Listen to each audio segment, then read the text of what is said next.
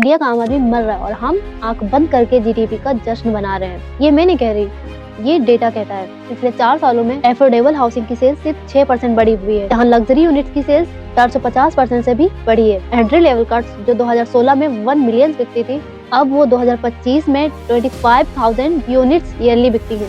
Consumer goods की demand भी सिर्फ 3 से 4% बढ़ रही है, according to these companies dangerously low. यानी कि एक मिडिल क्लास आदमी अपने लिए न घर खरीद पा रहा है, न गाड़ी, न कुछ और। पर जब देश का जीडीपी बढ़ रहा है तो आम आदमी चल क्यों नहीं पा रहा? मेरे हिसाब से इसके 3 मेन रीजन है। पहला है इनकम इनइक्वालिटी। आज इंडिया के टॉप 1% 40% वेल्थ के मालिक हैं, यानी जीडीपी ग्रोथ का फायदा ज्यादा अमीर लोगों को मिल रहा है, मिडिल क्लास लोगों को नहीं। सेकंड रीजन है स्टेगनेंट इनकम, जहाँ मिडिल क्लास इन्फ्लेशन 14% है और एजुकेशन इन्फ्लेशन 12% लोगों की। सैलरीज वैल्यू 5% से बढ़ रही है, चाहे आईटी सीईओज की सैलरी 160% से बढ़ रही हो, पर फ्रेशर्स की सैलरी सिर्फ 4% बढ़ रही है, जिससे क्लियरली उनकी बाइंग पावर लिमिटेड हो गई है। थर्ड रीजन है राइजिंग अनएम्प्लॉयमेंट, जो ऑफिशियल डेटा के साथ ही सिर्फ 5.2% है, पर इकोनॉमिस्ट का कहना है कि ये एक्शन फिगर इससे काफी ज्यादा है। और जो जॉब्स अभी मार्केट में अवेलेबल है वो भी काफी लो पेइंग है। ऑलमोस्ट 8 मिलियन इंडियंस डिलीवरी करने वाले गिग वर्कर्स है, मतलब उनके पास जॉब तो है, पर ये कोई ऐसी जॉब नहीं है जहां उनको ग्रोथ और सिक्योरिटी मिले। ये सब हो रहा है क्योंकि सबको